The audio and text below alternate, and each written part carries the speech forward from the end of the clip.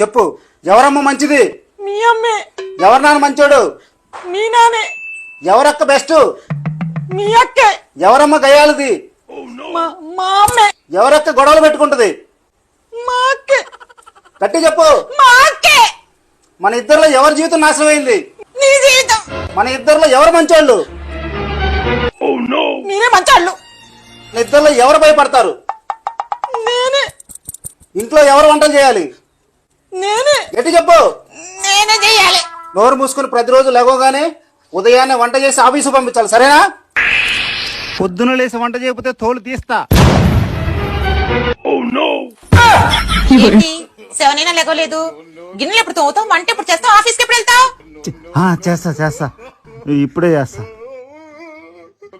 పోనీలే, కలలోనైనా నా కళ నెరవేరింది.